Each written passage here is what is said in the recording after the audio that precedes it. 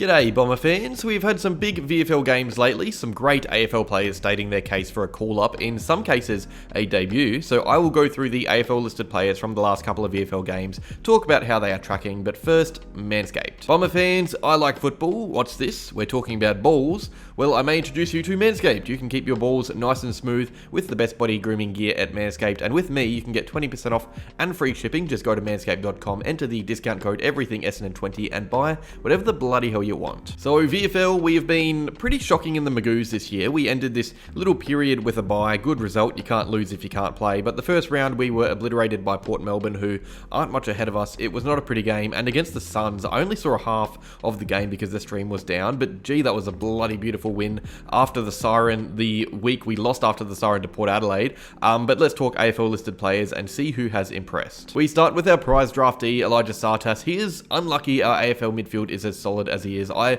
honestly think he's ready for a game in the seniors soon, maybe as a sub even. He had 21 messy disposals against Port Melbourne. His efficiency was poor, but against Gold Coast, he was a ball magnet, over 30 touches, some really clever moments. This kid is really exciting. I haven't seen a player this comfortable in his first few games in a long time for the club. He's going to be really special, guys. There are signs, real signs here. Nik Cox is definitely around the mark for an AFL call-up fitness-wise. He is running out games. The only issue is it's hard to know what his best role is. He has played forward, defence, midfield, on a wing. He hasn't really looked too out of place anywhere. If anything, he is probably most comfortable in defence or on his wing right now. He took some good clunks against Port Melbourne, but our AFL defence is so steady as it is. He won a lot more of the ball against Gold Coast, playing more defence or in an attacking half. He kicked a goal, but I would say the signs aren't really there for him to play up forward. I think we need to see him play out a full game in one position. He has moved around quite frequently and it doesn't help his development. A player who has not moved around is Lewis Hayes. I love this kid. I was really impressed with his Port Melbourne game because it was wet and windy and he didn't look out of place. He's still really lean, gets bodied by big forwards. He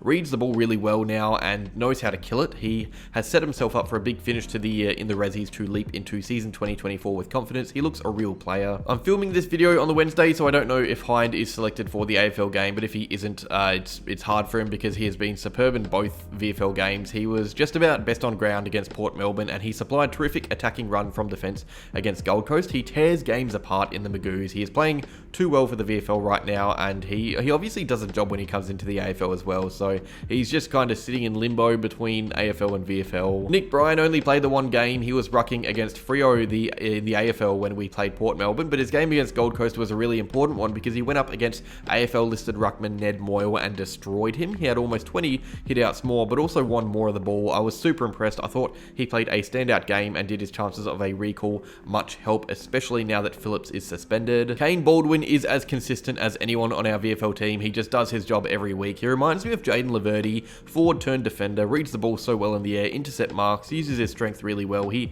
isn't out of place on ground level either. He did suffer a little ankle injury, so only played the one game, but still going alright as it is. Alistair Lord is having to find the ball with Hind and Massimo down in defence with him. It's just not good for the guy. I've said in the past that he is at his best when AFL listed players aren't playing his role. He had 11 touches against Port Melbourne and 7 against Gold Coast. You do forget he is playing sometimes. I think his days are numbered, sadly, for the bloke. Alwyn Davey Jr spent less time in the midfield against Port Melbourne, but returned to the engine room against Gold Coast to good effect. You forget he was drafted as a mid until you see his craft in the VFL. He earns clearances, wins the ball, uses it well. Once he builds size, I can see him playing there, in fact. That Gold Coast game was really promising. I hope he spends more time in the VFL to build some confidence in himself because he looks really clean right now. I didn't see too much of Rhett Montgomerie against Gold Coast. I don't know if he was battling a niggle or something. These last two games have been his slowest, only a little over 20 disposals between the two games, but I think that shows how high our expectations of him are each week. I would say the Port Melbourne game was his worst I have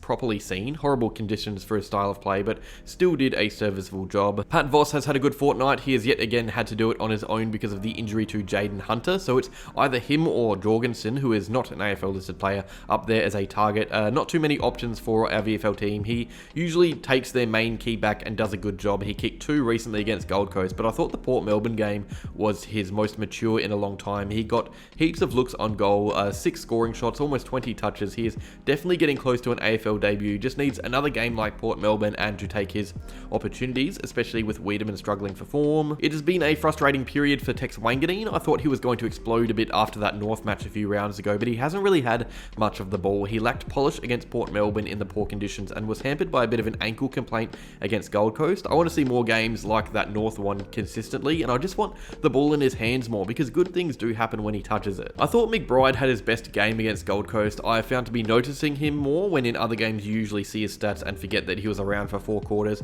Port Melbourne's match was tough for all tools, but at least we saw something out of the Gold Coast game. Massimo D'Ambrosio has played his first full minutes in about 2 or 3 months. His stint as the AFL sub ended and he is relishing the full game time opportunities. He is playing really well, had 25 disposals against Port Melbourne, mostly out of defence, but some clearances as well. He had some team lifting moments. He was one of our best, I would say. He had a bit less of it against Gold Coast, but it's just good to see him playing more footy now, not just as the sub. I feel like Anthony McDonald-Tipungwuti has more of an impact than his stats suggest. His pressure is great. He chases down. He's still a bit unfit, but getting better each week. He had some great tackles against Port Melbourne and had heaps of the ball against Gold Coast to go along with his 9 tackles and game-winning point. I think he is getting closer to an AFL return. Wouldn't mind seeing him come on as the sub in the AFL when he is back fit. Every week it's glimpses for Anthony Munkara. With Port Melbourne, he kicked a really nice one-on-one contest goal in the goal square. Against Gold Coast, he kicked 2 early. You feel like he's beginning to have more of an impact, especially early in games. I feel like he gets more lost as the game drags on, but those early quarters moments are pleasing to see. I'm excited to see how he copes with the rest of the season. So those are the AFL listed players in the past fortnight in the VFL. Let me know down below who you have been the most impressed with this year. Like the video, subscribe to the channel, and go Bombers.